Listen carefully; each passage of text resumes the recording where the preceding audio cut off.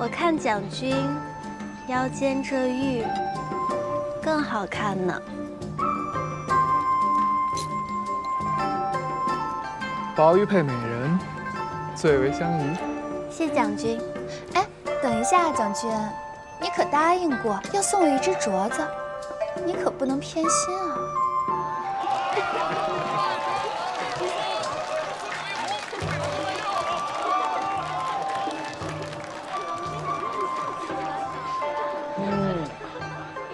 夜深了，光喝酒有何趣啊？不如吹熄几盏烛火。长夜漫漫急什么？这酒啊，还没喝尽兴呢。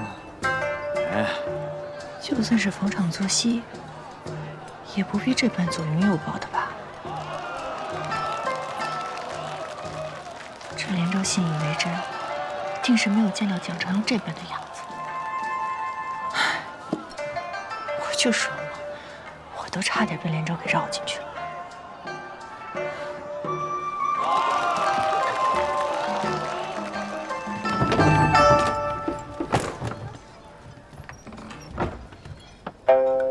蒋随之，都深夜了还不归家？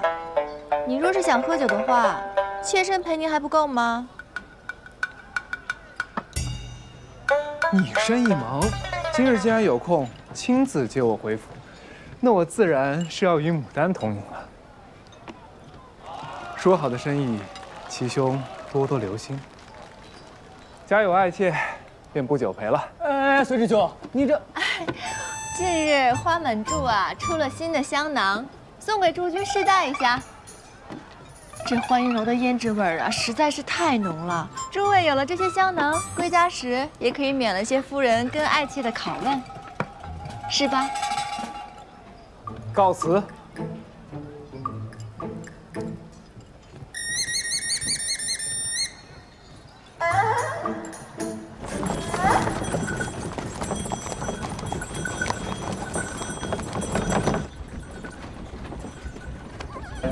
怎么回事？说好虚11刻来救我，3刻才到。你再晚些，屋里的蜡烛都要灭了。我还不是被连州吓的。哎，他面的太好了，这连州真的以为你对我情有独钟，还跟我说了一堆奇怪的话。真应该让他看看你今日左拥右抱、风流多情的样子。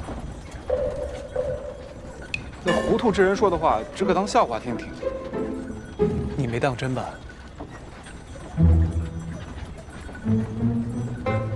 自然没当真了。这连州只看到你对我的好，他却不知道你对我好，那是因为咱们有着过命的交情。不过也难怪，在外人眼里肯定都不明白，你一个高官为何如此善待一个小商户。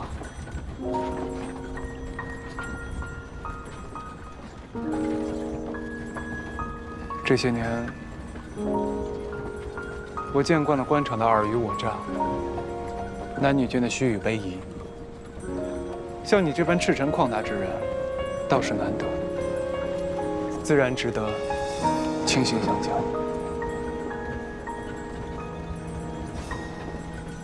你喝醉了？怎么突然夸上我了？弄得我还挺不好意思的。你是这样的人，便经得起他人对你的好。况且，你对我也很好。你说过，知己难求，不必总是将感谢之言挂在嘴上，倒显得身份了。蒋军诚心相交，我必不会辜负你这句知己。从此以后，在我心中，除了大福小春以外，你蒋长阳就是我最重要的人。以后有什么需要，尽管说。讲小话，都知己了，我在你心中只能排第3。那自然还是姐妹重要些。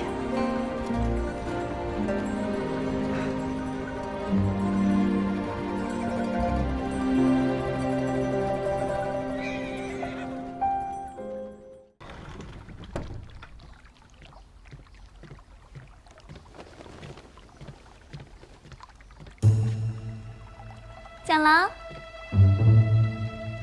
你怎么在这儿？这花不会是从牡丹院子里摘的吧？蒋郎放心，这些都是我出钱买的。如今，我哪敢招惹姐姐半分啊？那就好。凡事啊，讲究先来后到。这汤匙你先用，我先走了。连州整个人都是蒋郎的，还分什么你我？自我嫁进来，蒋郎从不来我房中过夜，咱俩都多久没见面了？今日上天眷顾，让我遇着蒋郎，就让连州好好的服侍您吧。连州，我同你说句实话吧，自从有了牡丹，我对旁的女子实在提不起兴致来。我知道，这段时日啊，委屈了你。一会儿你去开库房的门，里面喜欢什么呀，你随便挑，好吗？果然是大王义女，真是善解人意。走了。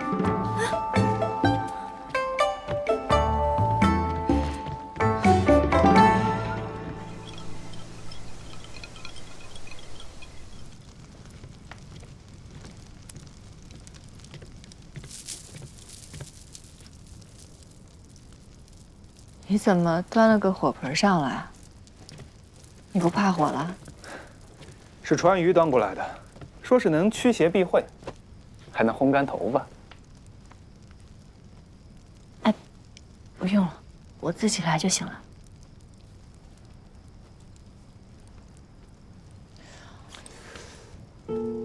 全身上下就嘴最硬。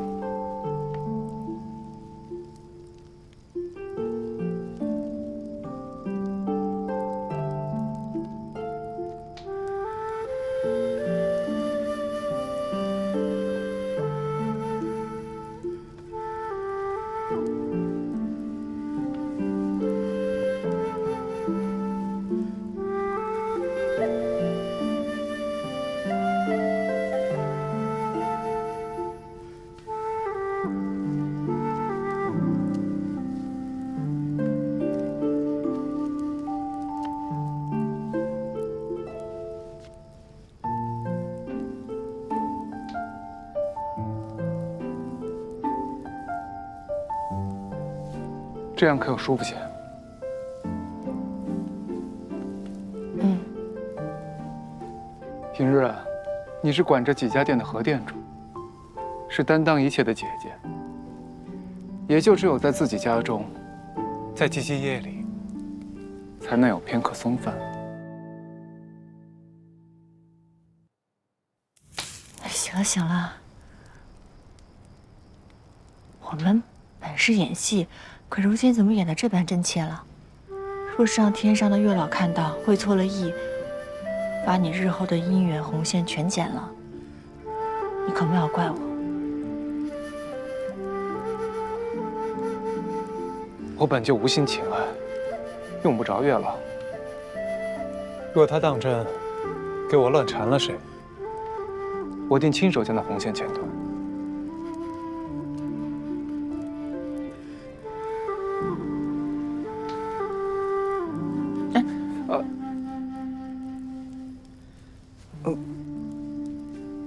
别瞪了，缠成死结了。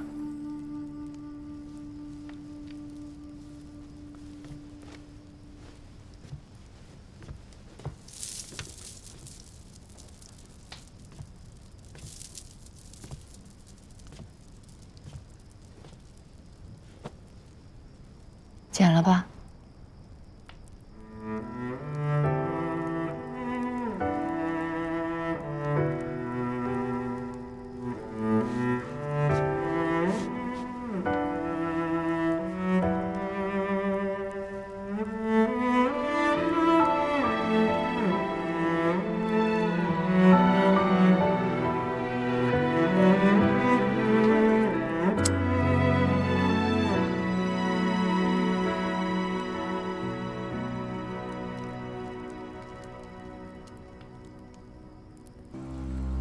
户部尚书病逝，位子空悬。正需要你吹一吹枕边风，让花鸟使诸大王的人得此官位。蒋承阳爱中何事，不肯给我机会，这风如何吹？若何氏死了，你何愁没有机会？怎么，姐姐叫的久了，还真当她是一家人了？宁王府不养废物，更不允许任何人背叛。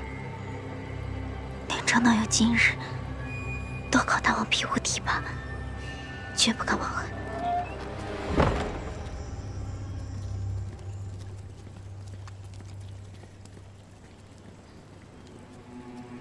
蒋承阳在乎何事？他若暴毙，必会彻查。若查到你，你可能自保；若查到我身上，又该如何同大王交代？只要何为方失了仇，便不会再碍我们的事儿。你若真的过他，又怎会有今日之困？之前我不明白，蒋承阳到底喜欢他什么。如今我看清了，何氏口齿伶俐，一张嘴便能哄得郎君欢心，而这张嘴用在经商上，亦能为郎君赚得金玉满堂。你是想毒哑他，绝了他的立身之本？待蒋郎恢复指挥得知，何氏自己染了病失了声，郎君伤心之时，妾自然要去安慰。连州定不负大王厚望。牡丹劝我的话，我都听进去了。我想同你去做生意。当真是这样想的？开元寺之行，我求了签，签文说我与蒋郎无缘。如今我也死心了，日后还请牡丹庇护，让我多些钱帛傍身，不至于老了孤苦无依。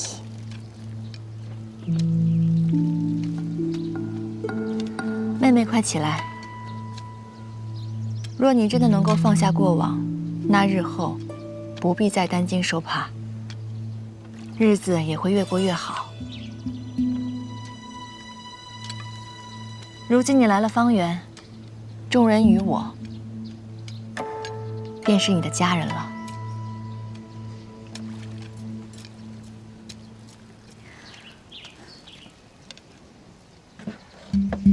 这对花盏是我送牡丹的拜师礼，还请牡丹不吝赐教。好，正好今日啊，我要试试新酒。连州颇有见识，一同尝尝吧。好啊，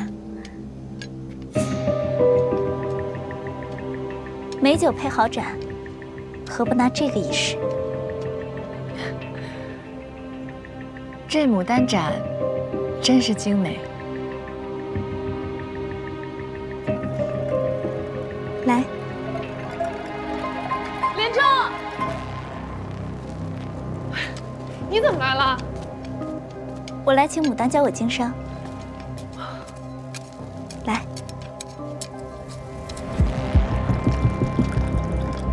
这盏上的花真好看，咱们方圆什么时候才买的？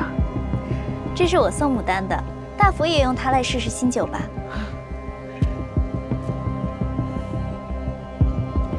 来来来，今日啊，大家都尝尝，这是锦娘娘的新酒，看看味道如何。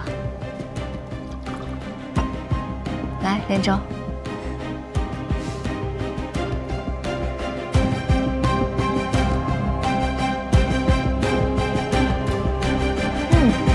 味道不错。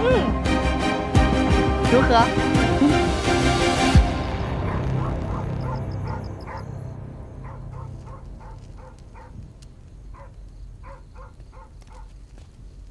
都下去吧。是。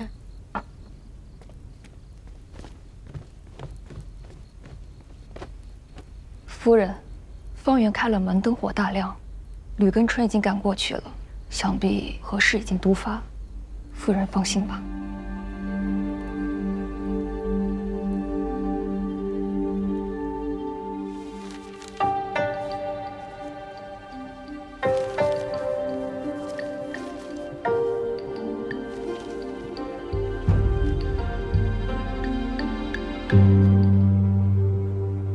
牡丹姐姐，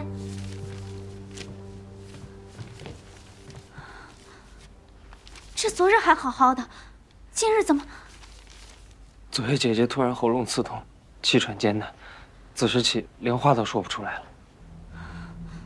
小春医师，牡丹到底得了什么病？我赐了针试了药，全都无济于事，查不出是何疾症。待蒋郎回来，定会请副圣手来为牡丹诊治，一定会好的。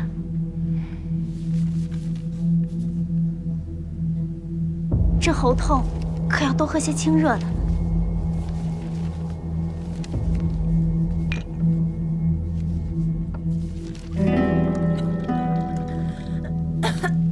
牡丹，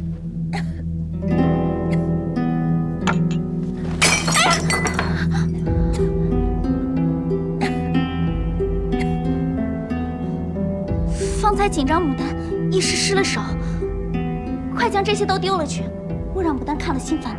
是。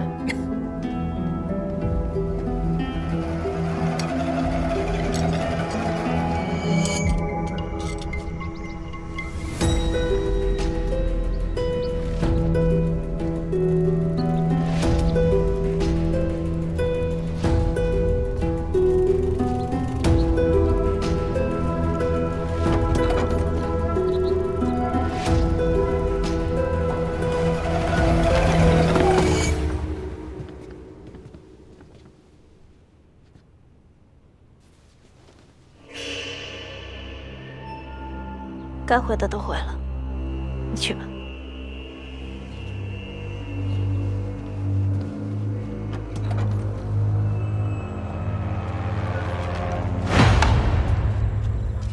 平淡，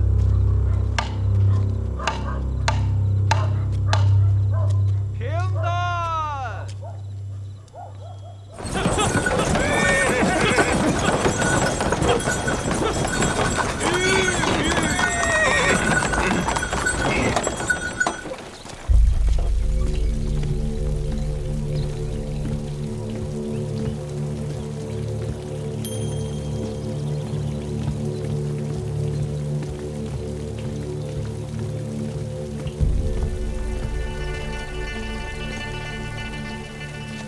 蒋郎，姐姐病了，如今人在方圆，蒋郎可要去看看。哦，是吗？连州妹妹，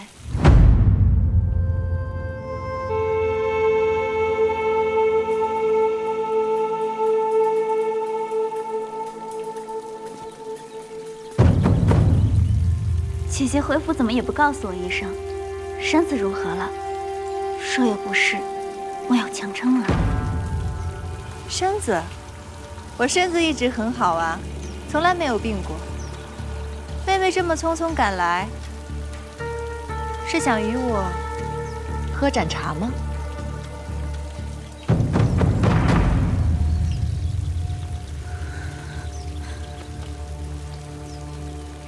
你是不是想问，我为何会安然无恙地站在你面前？而这碎了的牡丹盏，又为何可以完好无损地出现在这里呢？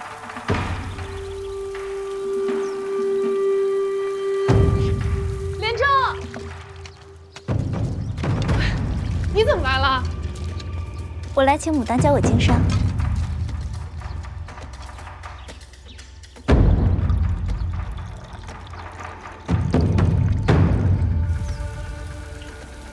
自从撞见你跟招财密谋，我从来没有放下过疑心，一直派人跟着你，没想到竟被我查出了你们制作阴毒，想置我于死地。斩壁内荼毒，很精细的手段。可惜，在此之前，我早已买下了一对一模一样的牡丹盏。你砸碎的那个是无毒的，而真正有毒的是我手中的这只。我从未做过这些。蒋郎是何时哄着我说要教我经商，我这才买了对花盏送他，想与他亲近。这花盏不是什么稀罕物，有钱都能在此坊买到，那如何能做得了正？还有那招财，我不过是让他帮我搬过几次花，什么下毒的我没有。是吗？那你看看这是什么？这是张方氏还有招财的供词，他们早已在衙门认罪画押了。药到病除，主家很满意。这是剩下的钱帛，日后老实点儿！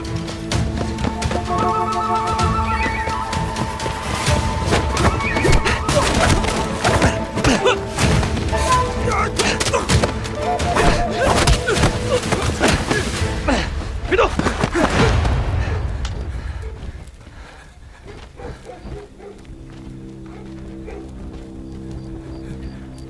这毒这气，皆是从方氏家搜出来的。以前张大师只是坑蒙拐骗，怎么如今连制毒害人性命的活都敢接了？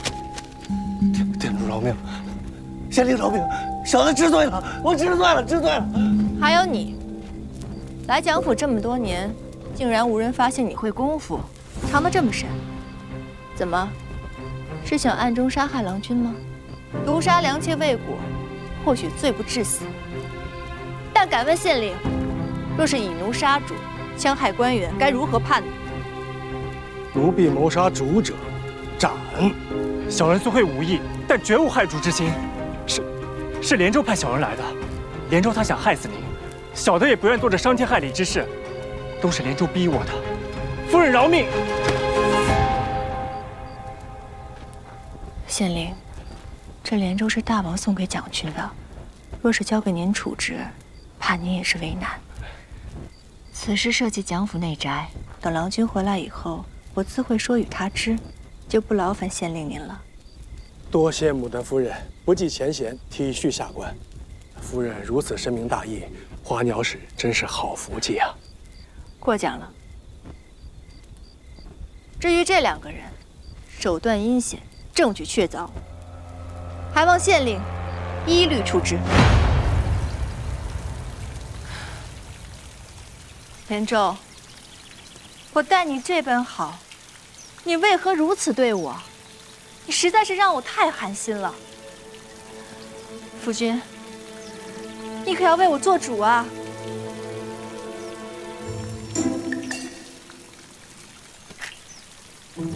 今日，你能因为我宠爱旁人，便对牡丹下毒？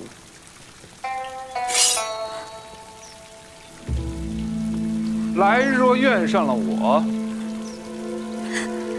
又当如何？夫君万万不可！连州是大王送来的，看在大王的面子上，你也不可伤他。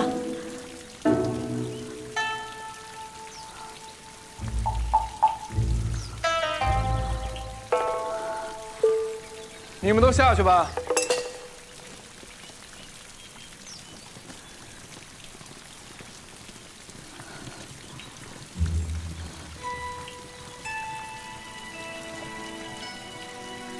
我查验了招财所买的阴毒，药量之大，足以取人性命。但是盏壁内的毒量是精心算过的，只会致哑，不会取人性命。所以，你没有想害死我。夫君，说到底，这些都是后宅之事。我有几句话想同连州说。还请你让我自行处置。好，便依你。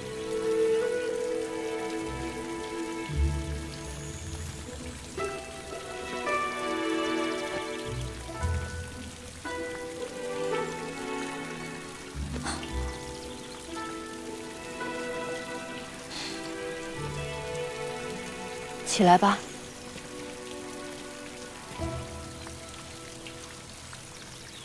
你入了府以后，没有得到过夫君一分怜惜。你觉得自己白白误了年华，所以你恨我。我不怪你，我不怪你，是因为你良心未泯。但你终究是做错了事情，所以我无法继续容你在蒋府了。我明白，无论你如何处置，我都没有怨言。我之前同你说的都是真心话，我从未想与你争，更不想与你相残。我之前说的，自在的日子，或许你以前没得选，但是今日，我想给你一个选择。牡丹何意？要么明日，你被郎君退回宁王府，也许你还会被送给哪个王亲贵族。虽说是衣食无忧，但是8成还是会被卷进无尽的内宅争斗当中，无法心安。要么连州死在今日，从此以后，你更名换姓，远走高飞。我会助你去一处山清水秀之地，到那里，你可以凭借自己的手艺谋生，不再是任何人的附庸。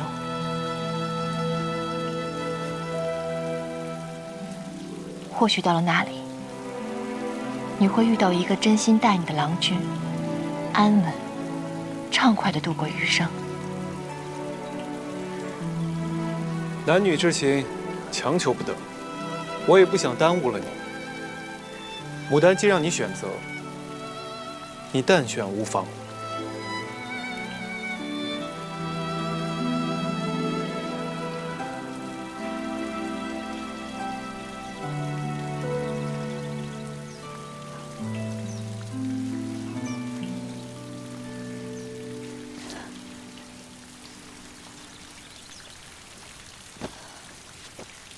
牡丹的恩德，我永志不忘。可大王待我恩重如山，我不能为大王笼络住蒋郎的心，是我无能。我不怨任何人。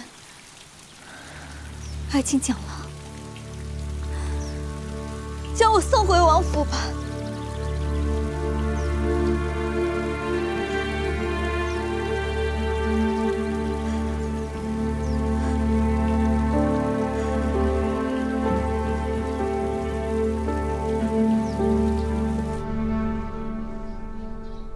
自家小厮牡丹已送官处置。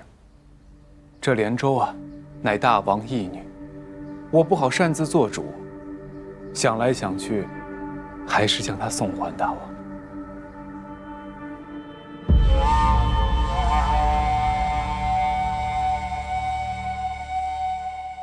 这连州啊，乃大王义女，我不好擅自做主。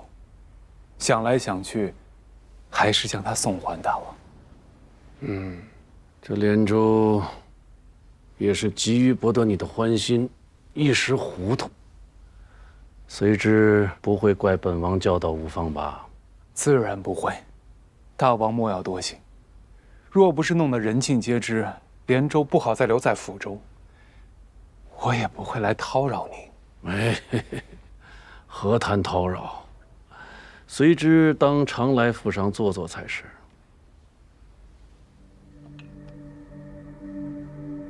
连州之事呢，的确是本王选错了人。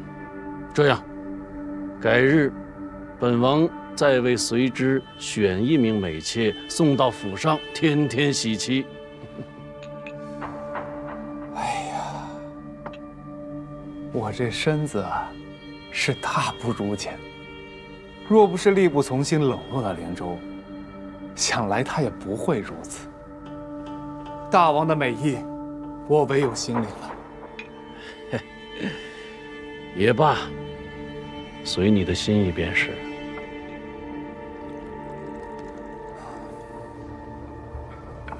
哦，对了，户部尚书之位一直空悬，朝中重臣各有举荐，吵得圣人头疼不已。今日可好些了？这么重要的位置啊，空一日，圣人这头便疼一日，哪里好得了？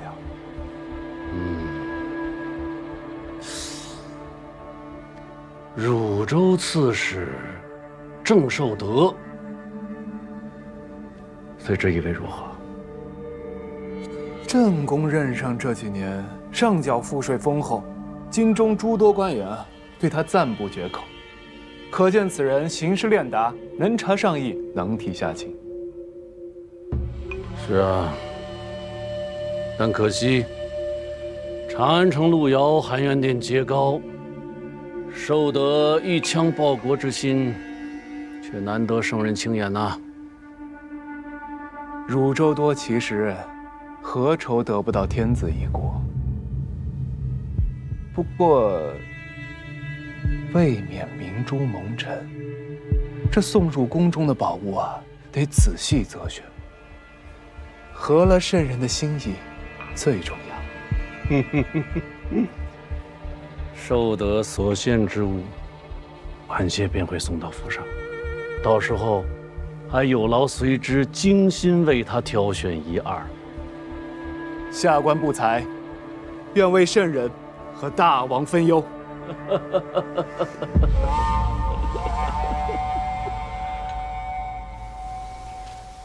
江府终于清静了，多谢。哎，我一下为你铲出了2个眼中钉，你就一句谢，这理也太轻了吧？那就再多加10坛好酒，如何？你知道外人是怎么说我的吗？说我跟连州争风吃醋，我技高一筹斗倒了他。可他们不敢当我面说的是，我善妒、狡诈、气量狭小。我为蒋军担了如此恶名，你就送我10坛好酒啊？连州入府多时，因此事送走，合乎情理。你查证、布局、告官，所做这些，皆在我不在长安之时。由你出面，拔出招财，让官府治罪，宁王便不会起疑。这一次，真的是有劳小花店主筹谋周全，替我解忧了。我只是开个玩笑，怎么还认真起来了？咱们什么关系啊？我自然要肝胆相照了。再给我加10坛桂花许就行了。好。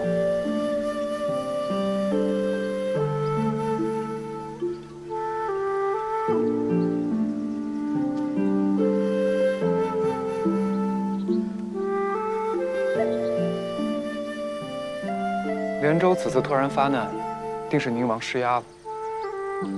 幸而你提前发觉，如果因为我而中毒，实在是……行啦，我这么聪慧，哪有如果啊？你不要杞人忧天了。好，好，好，小花店主啊，狡猾如狐，哪里有陷阱躲不过呀？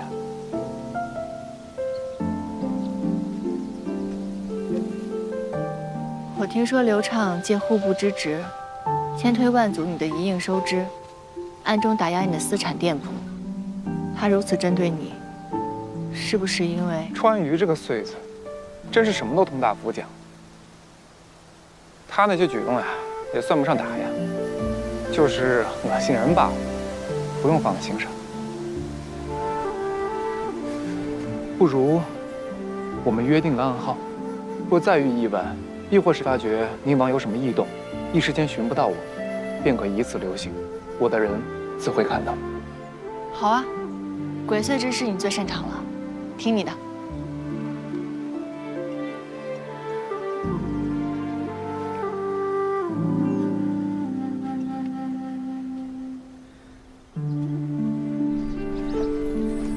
他平日里只办盛驾，负责宴享，怎么突然得了兴庆宫采买的匪差了？小夫人可知道河西节度使萧将军？我只知道萧将军跟宁王交往甚近，在众多节度使中颇有声望。萧家长女前几日来了长安，萧娘子急和长公主眼缘，长公主便许她在这别院小住。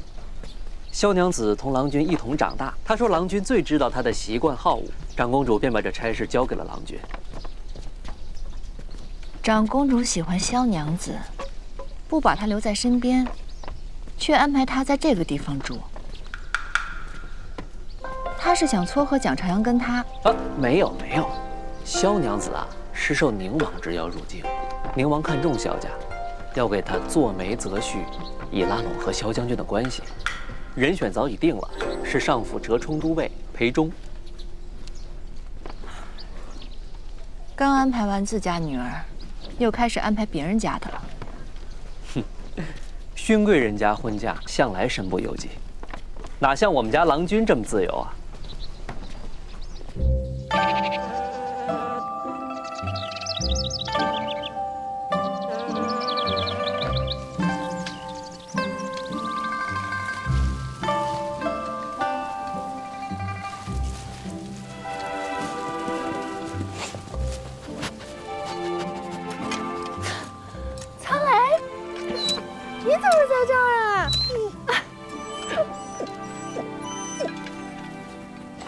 淑妃，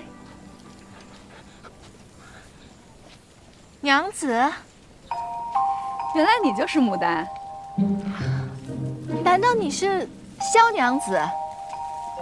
你们之前见过？萧娘子救过我一命，她是我的救命恩人。你们当真有缘，看来随之又欠你一个人情。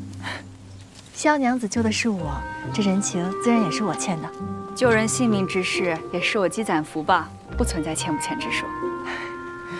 之前说要送娘子一抹颜色，如今兜兜转转，娘子这花宴还是我来预备，倒是殊途同归了。娘子，你去年就来长安了，怎么一直未曾露面呢？去年进京是因祖母病重，我带她来找傅御医诊治。雪溪与祖母感情甚笃，那时日日在榻前照料，自然无心交际。如今祖母可大好了，家中亲眷都挂念她，她病一好，我们便启程归家了。来去匆忙，都未能去你与随之的婚宴上炮战酒池。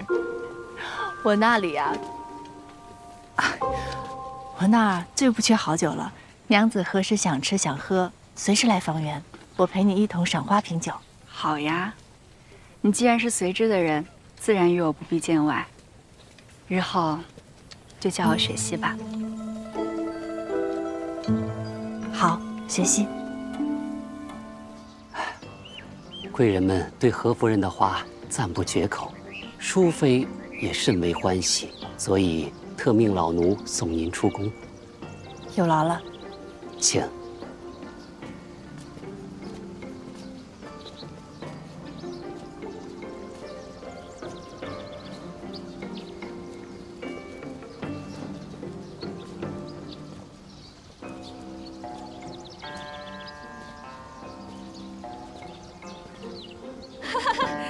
雪溪可真美啊！是啊，哪儿及这花美？这花真好，还是个未出阁的小娘子呢。看着雪溪，我都开怀了些许。去玩一下。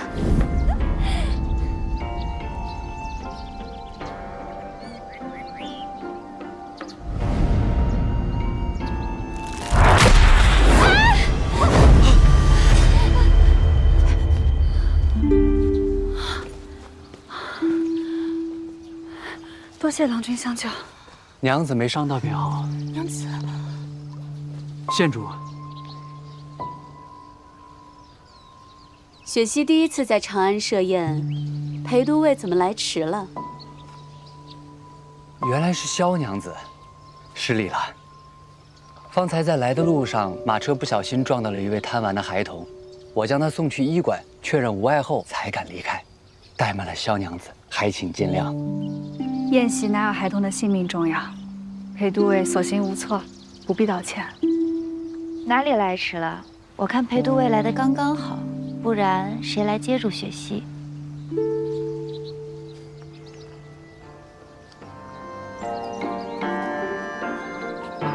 长公主有意撮合蒋长阳和萧雪溪，他们青梅竹马，感情甚笃。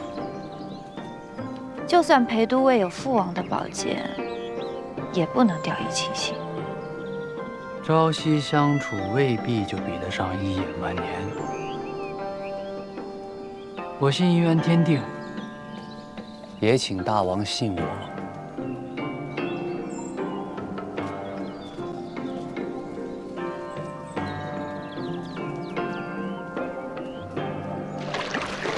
听家宿俗属，江树岂出粮？水宜通知事，周四犯先皇。天皇书漫漫，日暮独悠哉。你有这闲情雅致，你倒是自己来划呀！大夫说你整日在殿中，不是算账就是种花，肩胛酸痛，我这是为你好。你到底为何带我来此处？还特意不让大夫跟川渝跟着？我同你出游，需要理由吗？蒋长阳不需要，可是花鸟使向来都没有安什么好心。哎，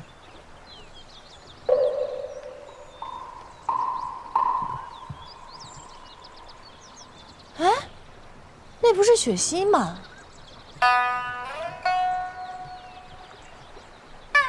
哦，我明白了，原来你今日前来是为了雪溪啊！也难怪，裴都尉初次见雪溪便英雄救美，此番佳话传遍了整个长安城，坐不住了。不是花鸟使携爱妾泛舟，偶遇裴香二人吗？哎呀，这嘴可真是够硬的。在乎就在乎呗，这里没有外人。嗨，我们儿时啊，在江南做了几年的邻居。我母亲喜欢女孩，便将雪溪啊当女儿一样爱护。我呢，也只是视她为亲妹。啊，好好好，反正你们也是坦坦荡荡的兄妹之情，那更无碍了。我现在就送你去酒坊啊。裴忠是宁王选的人，我若主动前往打扰，旁人岂不误会我在驳宁王的面子？花鸟使被误会的地方还算少吗？这可是你的终身大事，拿出你该有的胆色来。走。都说了没有儿女私情，你非让我跳江以振臣心吗？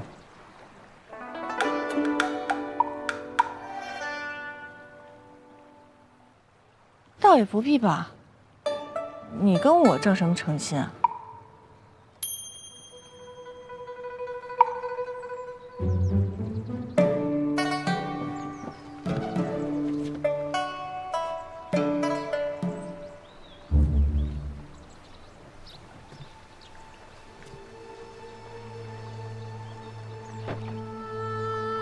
不过确实好奇怪啊！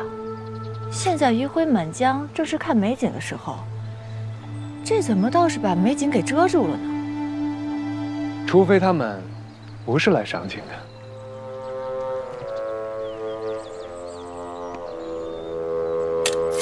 你干嘛？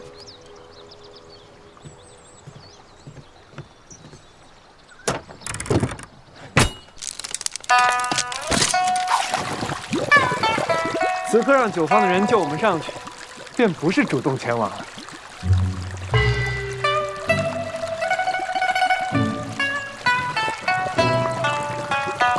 多亏你们及时相救，没让我与爱妾落水受寒。拿着，端你们这最好的酒来。谢郎君赏，小的这就去。哎，等等，夫君，你不是说这里有一位秋娘，琵琶弹得一绝吗？如此美景，不如把她唤来，为你我助助兴。好啊。秋娘正在为别的客人抚琴。谁敢同我抢人？你去同他说，今日酒钱我替他出了。是折冲府的裴都尉，他特意吩咐月上之前，不让我们进去打扰。哦，是裴兄啊，那无妨，我亲自去找他，他自然会将秋娘让给我的。带路。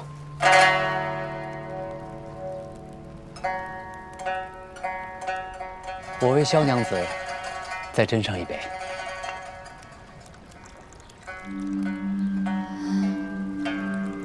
我身子有些不适，还请裴都尉叫我侍女进来，恕我先行告退了。这清音未绝，景色待赏，雪溪何不再多留片刻？你给我下了药。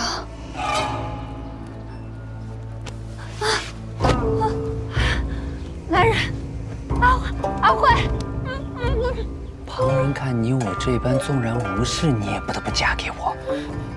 你我缘分天定，又有宁王作保，何苦闹出丑事让萧家蒙羞？你说呢？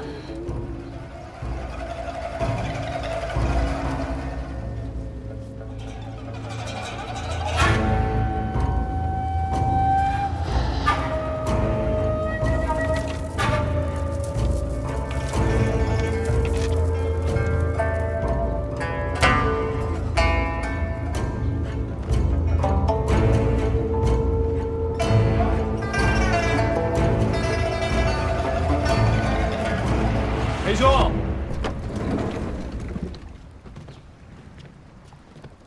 此曲正行至悠扬处，怎么停了？随之兄怎么来了？我与爱妾泛舟，险些落水，幸得这酒坊的小厮相救，想着来此饮上一杯，借你房中的秋娘为我弹奏一曲。啊，哟，可是打扰了裴兄啊？你不是跟我说，这酒坊里面只有清官吗？你又哄我。是裴兄自己带的美人吧？我倒要看看是哪家的娘子。哎，随之兄，夫君，莫要进来。雪溪，裴兄好大的胆子啊！她可是萧氏女，你们本就在相看，为何要用这种手段？长公主想将她许给谁，你我心知肚明。公平竞争，各凭本事。我与大王亲若一家，如今又有爱妾相伴，我为何要坏你的好事？既如此，带你的人离开。大王看中之人果然不凡啊，都被撞破了，仍能云淡风轻的继续办事。成大事者不计小节。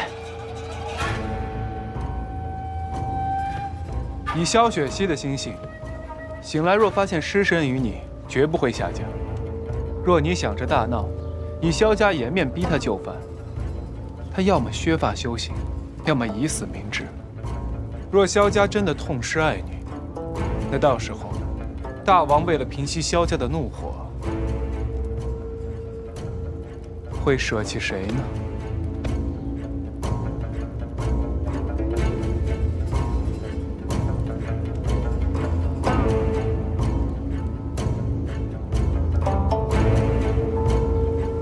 花鸟使。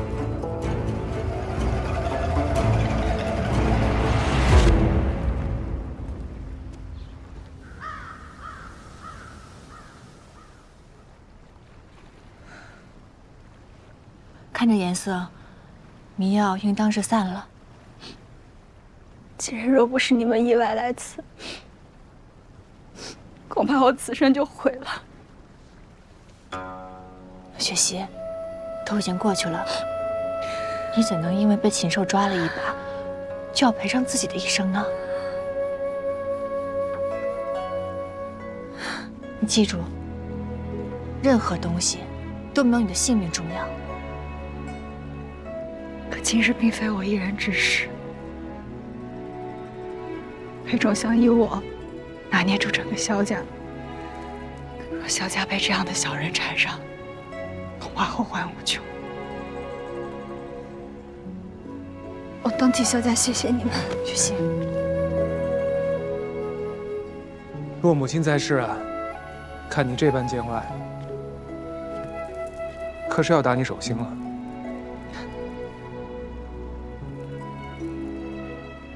裴忠没有得逞，便不会将此事传扬出去。这一关当是过了。我已查清，花雁秋千崩断，亦是裴忠派人所为。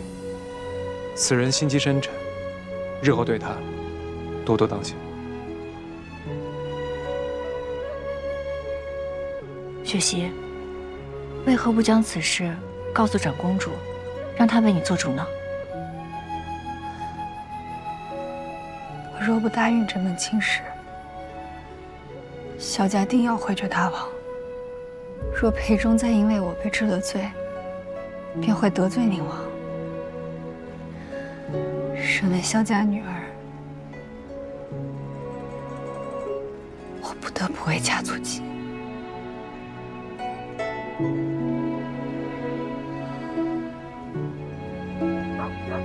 裴忠善于伪装，你是如何知道的？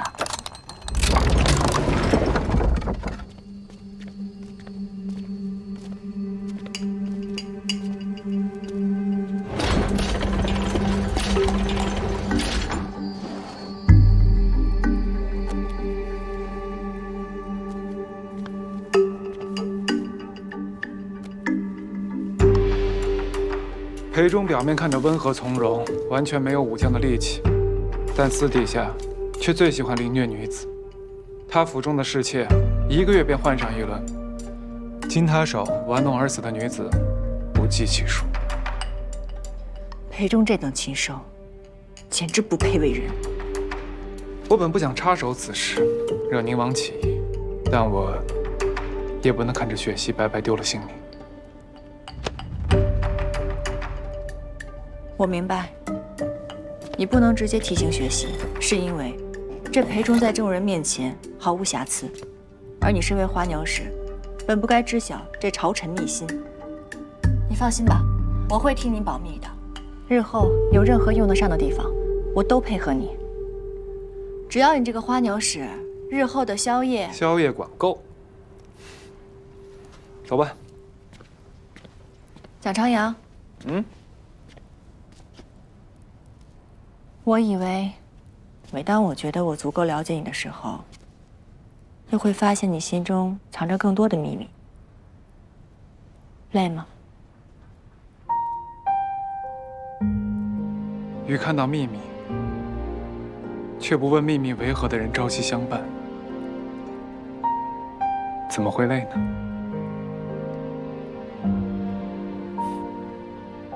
朝中老臣又在上书，恳请圣人立淑妃之子为太子。老王天资聪颖，甚得圣人喜爱。淑妃乃将门之女，于旧臣间有极高的声望，确实是压制大王的不二之选啊！你可有应对之策呀？立太子是早晚的事。既然圣人喜欢老王，立了便是。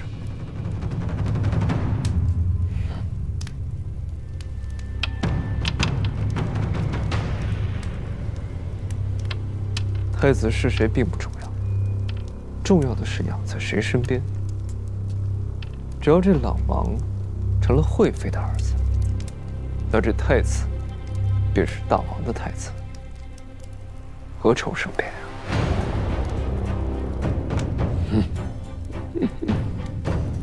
果然尽议了。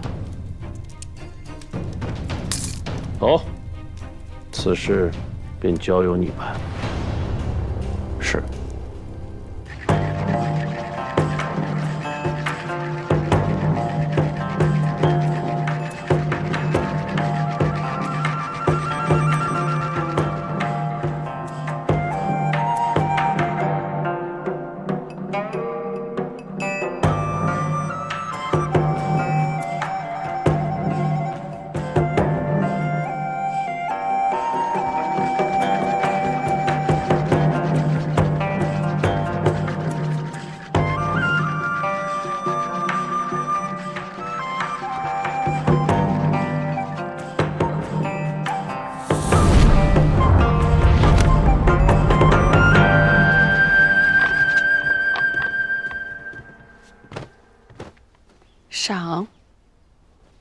诺。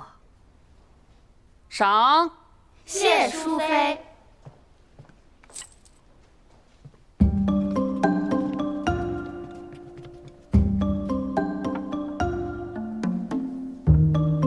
坐下。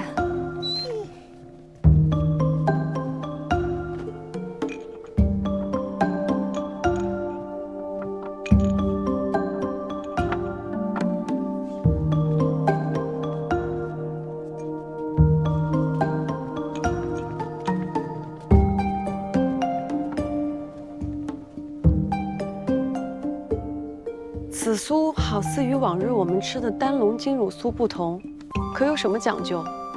回淑妃，长公主关心雪溪吃不惯长安饮食，特意吩咐我弄一些她爱的故乡风味。此酥虽算不上名贵，却是雪溪儿时最喜欢的铺子做的，9种秘制香料调和，别有一番风味。果然是儿时的味道。淑妃，快尝尝。等等，淑妃，此酥加了官桂，与今日的药膳相克，不如改日再试。牡丹有心了。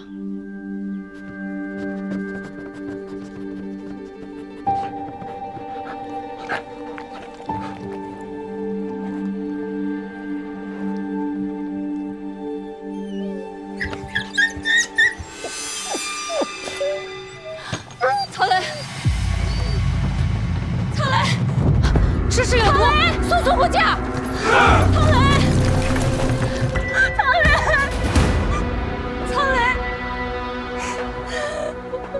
此宴是蒋少卿所办，此酥亦是他所献。给我把蒋商阳拿下！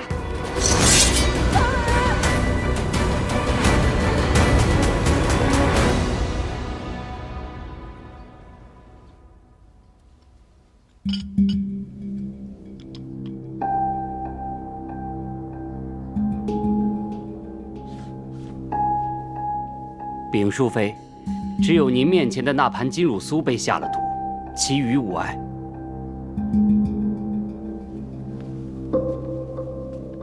蒋少卿为圣人办事，向来稳妥。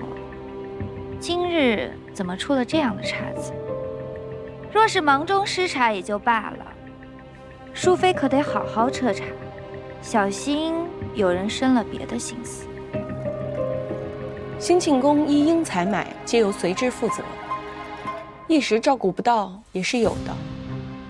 金乳酥经手之人众多，谁都可以在途中动手脚。我信随之并不知情。淑妃说的是，那就将这些工人带下去好好审一审，重刑之下，必有人说实话。禀淑妃，上菜前，奴婢曾在庖厨外看到蒋少卿对手中吩咐了几句，但距离甚远，说了什么，奴婢并未听清。蒋少卿同你说了什么？只是嘱咐奴好好看着金乳酥的蒸笼，别误了时辰。圣人的宴席，蒋少卿都未曾去庖厨，今日怎么这么上心呀？随之待雪溪亲后，又受长公主之托看顾饮食，对金乳酥上心无可厚非。禀淑妃，这些金挺都藏于魏教手中的内剑枕中。我竟不知内剑的月俸这般的高，将这个内剑给我带下去，没有查到真相之前，不准死。是。少卿，你救救我！你不能见死不救啊！求求你来救救我吧！你救救我吧！救救我吧！父王之前不是一直想要拉拢蒋长阳，这次为何要将下毒之事嫁祸给他？本王也想知道，子叔如此安排，可是还有别的私心呢？今早商船附近出现了可疑之人，此人神出鬼没，始终未能探清他的身份。据跟他的人来报，此人唯一进出过2次的地点，是蒋长阳的万贯堂。万贯堂做生意向来不问来者，去了也不足为奇呀。大王大爷，不能有意私疏了。蒋长阳出事，此人若有行动，大王可以一箭双雕；若他与蒋长阳无关，大王亦可出面将蒋长阳救出，卖他一个人情。子叔，哎，就按子叔所言行事。我要任性。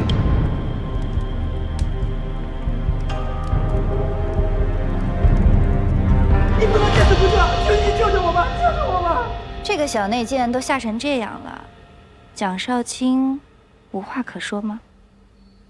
下官都不认识他，有何可说的？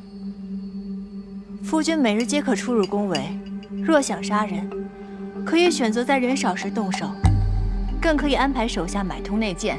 为何要在众目睽睽之下行凶？又为何要亲自与内奸串通？淑妃睿智，此等拙劣的栽赃，定能识破。商户贱妾，也敢在贵人面前多嘴？蒋府中人还轮不到外人智慧。夫君若是真的想毒害淑妃，我身为少卿的姬妾，为何要道出药膳相克之事？又为何要阻止淑妃吃下这酥呢？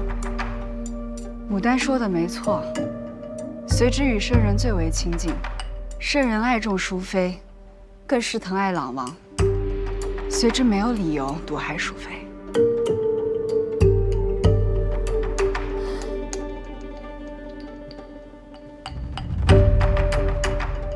你不是喜欢金挺吗？只要你如实招出到底是谁设局陷害，我可以替你求情，饶你一命，并给你2倍的金挺。奴不知。我相信随之，此事就交给随之查清楚。蒋少卿尚未摆脱嫌疑，应交由大理寺查案，以示公允。也好，随之，你先回府，大理寺有任何问询，好好配合。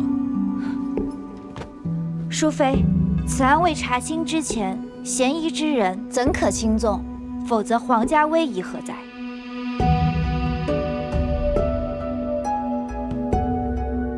昨日圣人询问朗王功课之时，正好讲到法不阿贵，神不挠屈。淑妃作为一宫之主，应当垂范亲子，莫让圣人失望啊！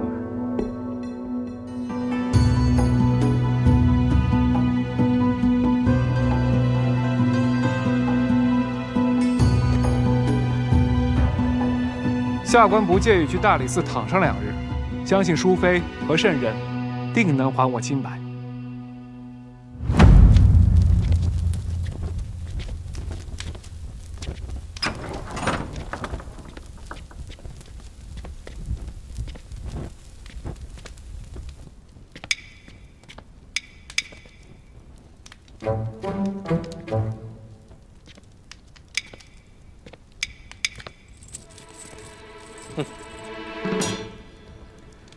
愣着干什么呀？还不赶快去给我家郎君打一桶清水来！这牢房也太脏了，我要好好收拾一番，郎君才好安住。是。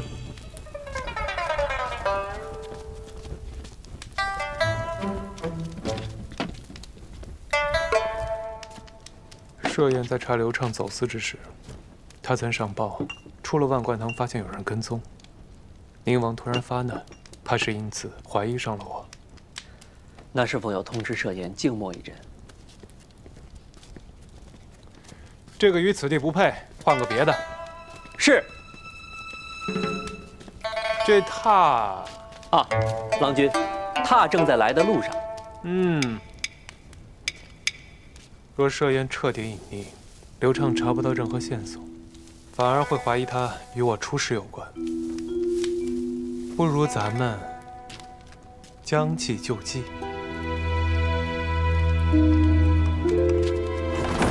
您看看，能不能你能不能通融让我进一下？任何人不可探视。我知道，我知道。我呢，就进去待1炷香的时间，半炷也行。我与我夫君说几句话，待会儿就走。这个您拿着。说了不行就是不行。大理寺其中一件商贾笑话，走走，再不走，克死他！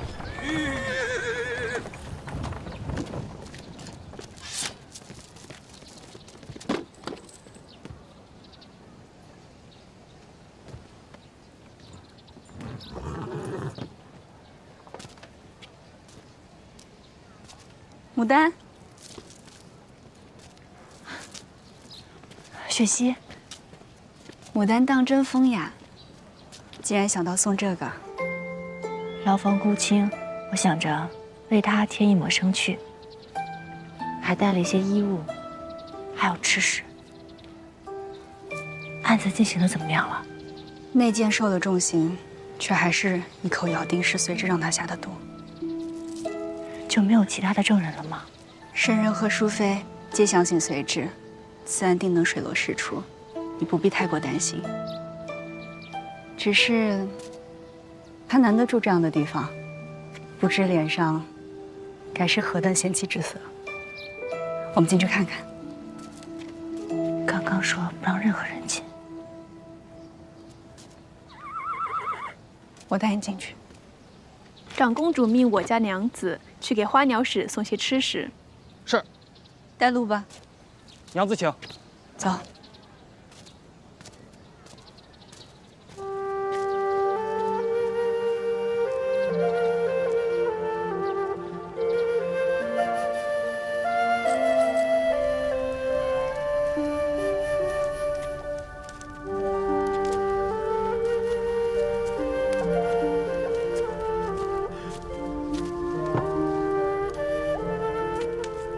陷害你的人你可知晓了？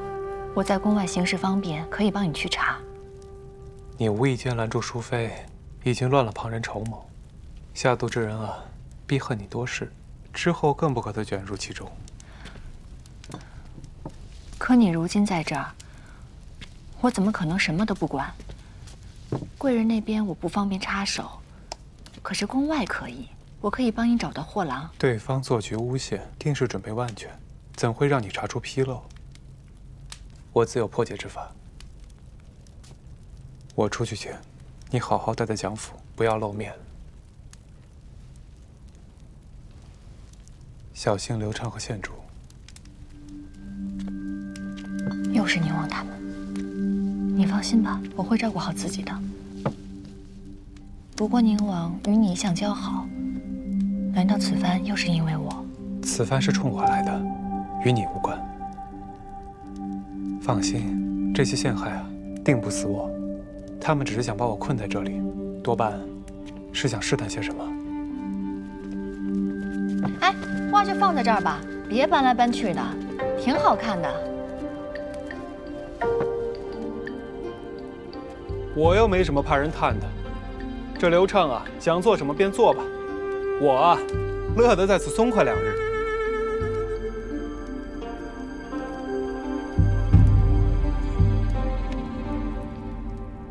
真的不用为我担心。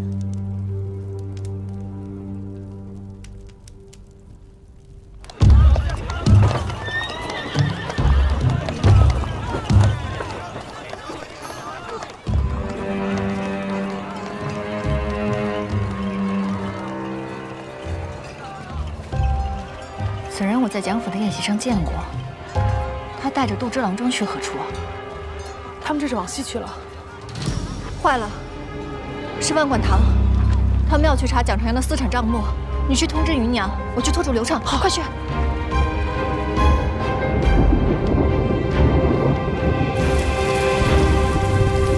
这位娘子，让开！让开！让开！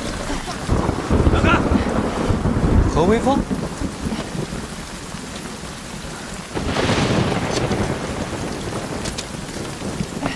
娘君，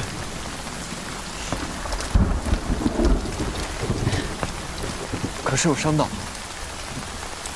我方才不小心摔倒了，怕是扭到了脚，走不动了。不知刘君可否将我送回青书斋？好啊。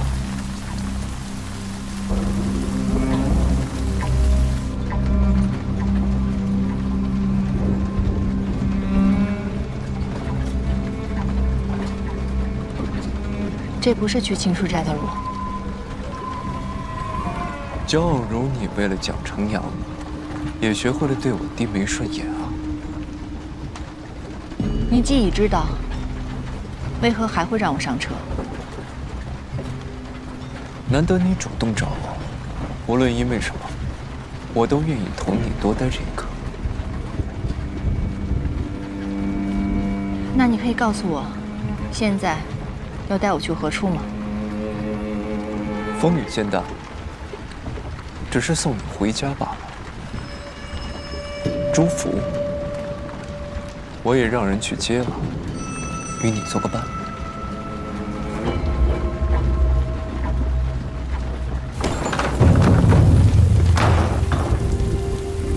都听好了，任何人不得出入。是。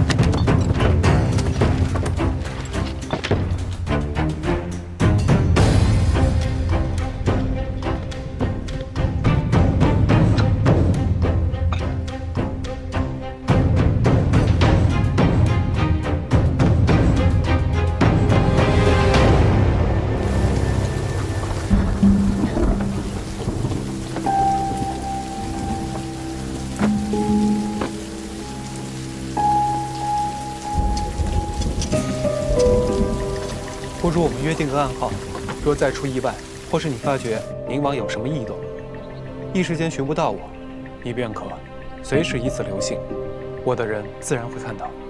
好啊，鬼祟之事你最擅长，就听你的。这宫灯上不同的话，可代你我门下不同产业，哪一处遇险，你只需要将它挂上，对应之话朝向蒋府，府中传递消息之人自会处理。这一面带至欢云楼，这一面带至万贯堂，这是方圆，这是花满柱。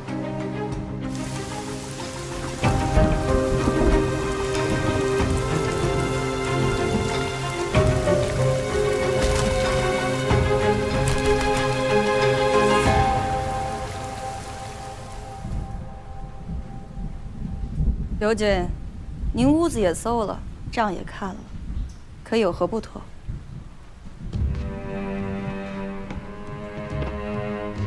郎君，那人又在码头出现了，同前几次一样，离开后来了万贯堂，见这儿有官兵，转头去了别的地点。他当真是学典当东西？是，我们拿到了他的典当之物，是从外邦走私进来的宝石。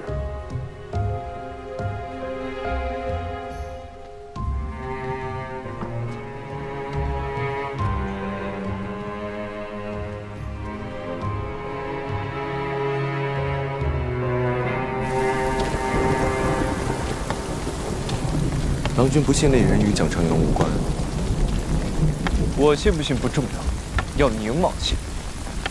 必须趁困住蒋长阳的这些时日，拿到实证。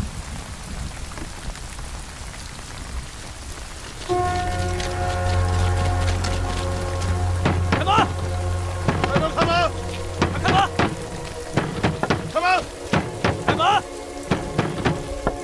快开门！开门！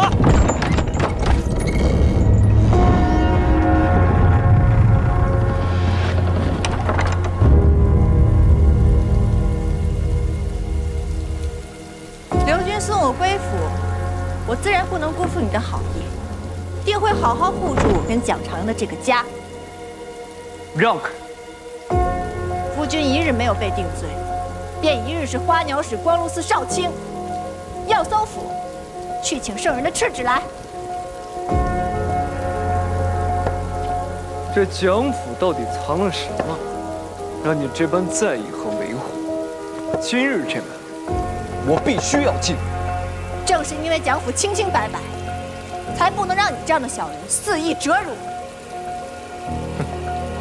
站住！此乃御赐宝剑，利刃出鞘，犹如圣人亲临。我看你们谁敢！别为了不值当的人一意孤行，小心引火烧身，我也救不了你。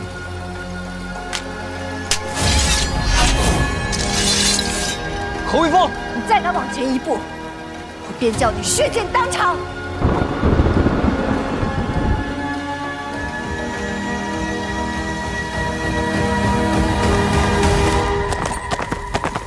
头多一截。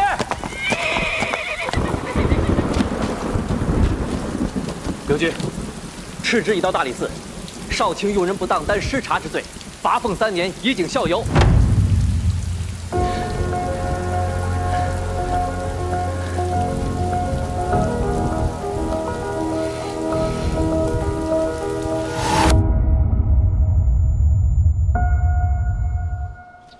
郎君回来了！郎君回来了！郎君回来了！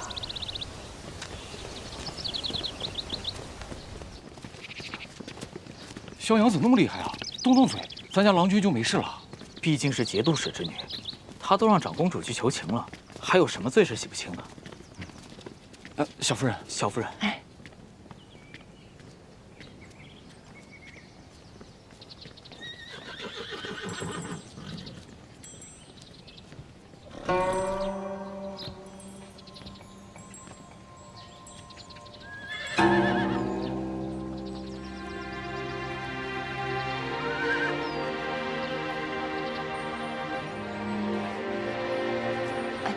先回去吧。回去了啊？对对对。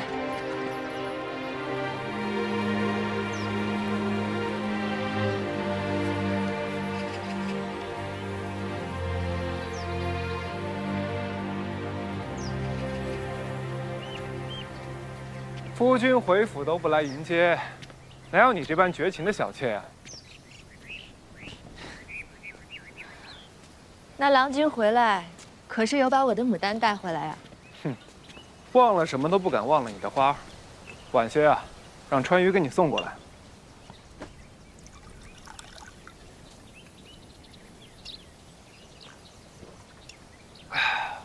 还是家中好啊。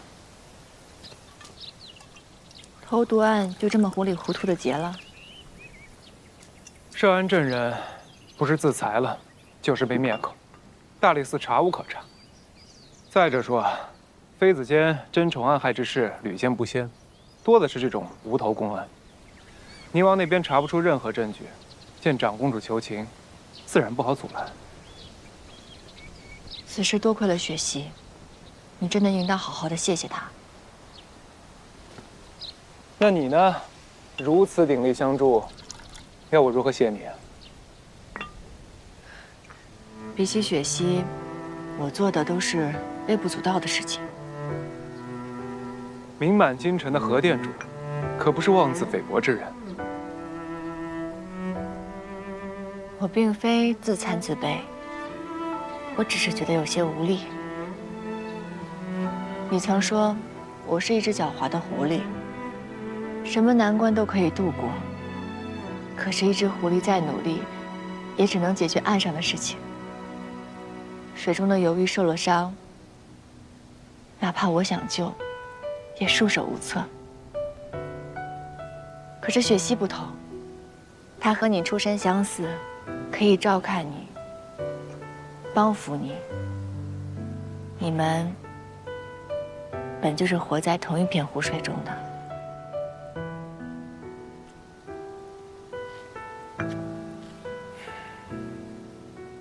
牡丹，身于何处，并不能决定性情好恶。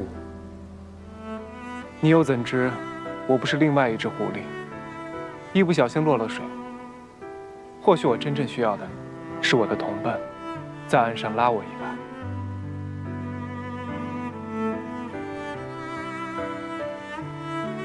这几日，你为我劳心，为我奔走，给芸娘传信，让刘畅看到了我想让他看到的假账簿。为阻止刘畅搜捕，如将军般用御赐宝剑顶在他颈部，逼得他手下之人拔刀相向，桩桩件件，皆是助我上岸的元首。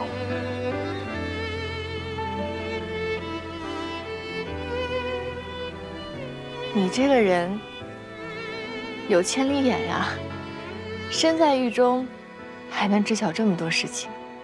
我有啊，所以即便你不说，我也知道。心若如霜，凝结多少过往。你不顾自己被牵连，顶着风险为我做了这么多，谢谢。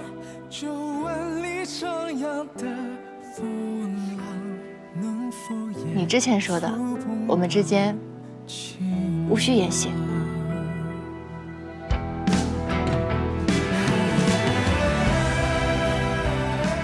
那今日晚饭你便包了吧，抓紧生炉子，我先去沐浴，好了叫我。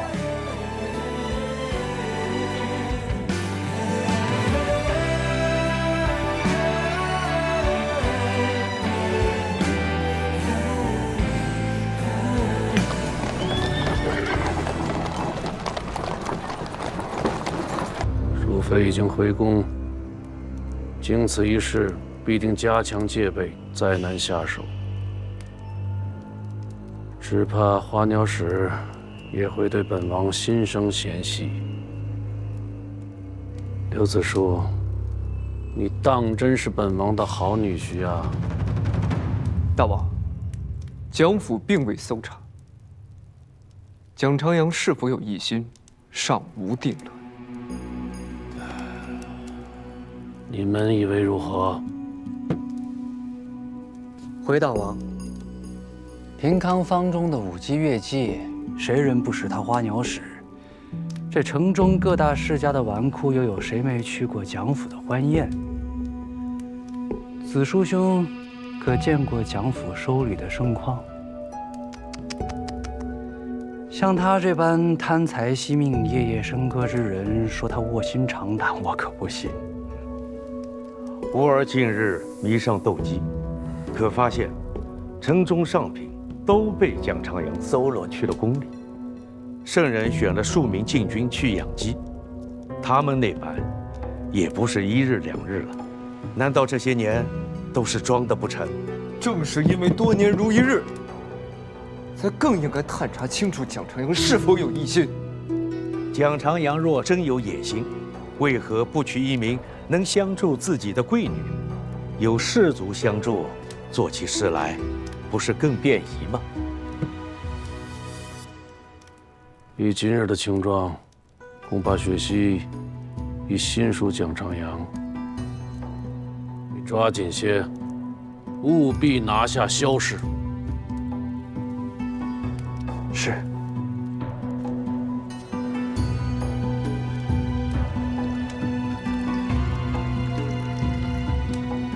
大王当真不疑心吗？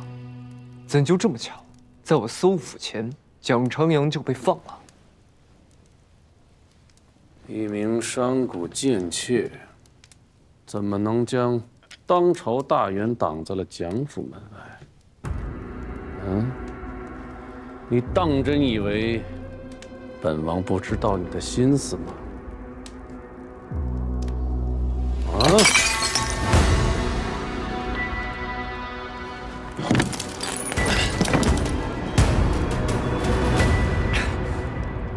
小婿对大王、对县主绝无二心。若有虚言，形同此卑。蒋长阳是个聪明人，既能讨圣人欢心，也能在适当的时候助我一臂之力。可正因为他是个聪明人，一旦与我为敌，将是不测深渊。我允你去彻查，可你呢，空手而归，这人还得我去安抚。请大王息怒，这次是小婿办事不力，下一次定不会贸然出手。你要珍惜自己的残躯，用好本王给你的手杖。警醒些，好好办事。莫要再受伤，真成了废人，惹幼珍心疼。小婿明白，定不负大王信任。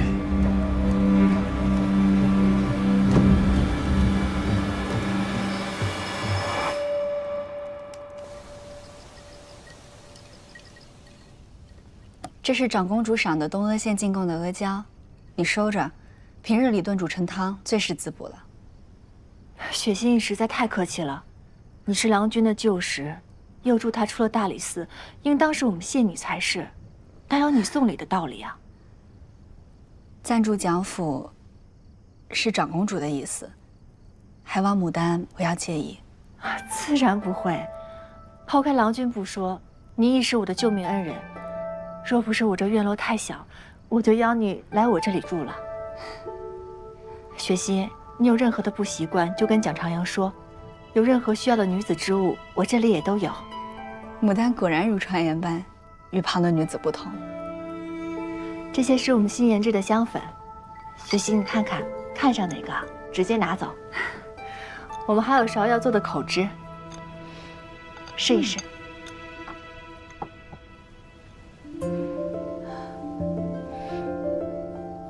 好香啊！这是什么？这是祛疤的药膏。花满珠还卖祛疤之物？那是小春的青书斋在卖。我们还有专治烫伤和烧伤的药。你手上拿的这个是专治戾气所留下的伤疤。一般的小疤大概抹上半个月左右便能消除了。这么厉害？那10余年的陈年旧疤也能抹平吗？10余年，这个我们还真没试过。一般的伤疤自然是刚留下时上药，效果最好。哎，雪心，你身上有陈年旧疤吗？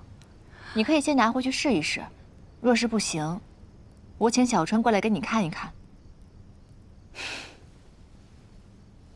不过你倒是提醒我了，我们可以再研制一种驱除陈年旧疤的药膏。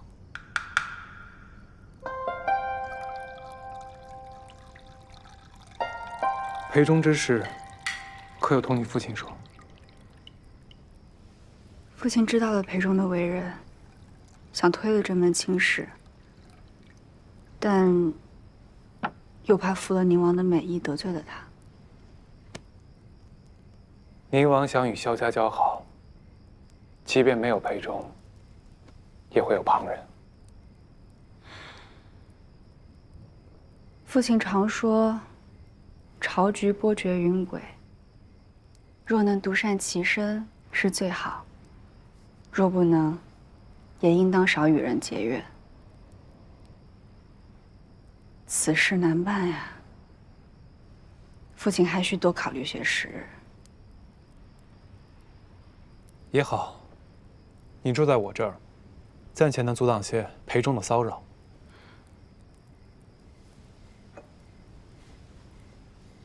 从前你与宁王亲近，为何这次你一入狱，他就派人去查你的私产？你可是哪里得罪了他？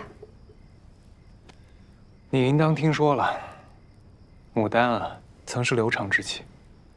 自从我纳了她，刘畅便处处针对，挑拨我与宁王。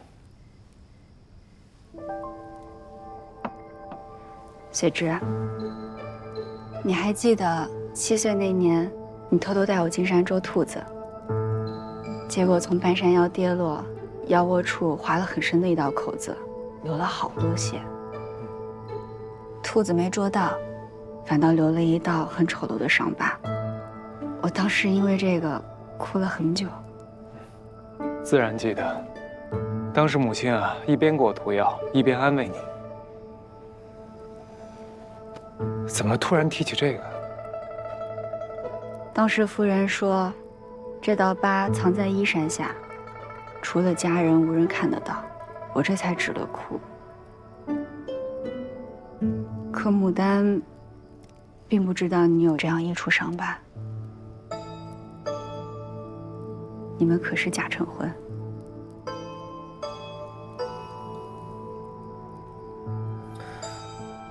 雪溪心明眼亮，这么快就被你看穿了。你们为何要这样做？当时牡丹身陷险境，为救她性命，我唯有出此下策。而我有了位爱妾，也能挡掉些避之不及的姻缘，岂不一举两得？原来如此。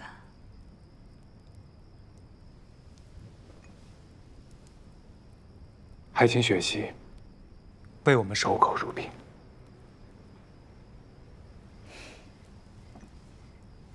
放心吧，不会有旁人知晓的。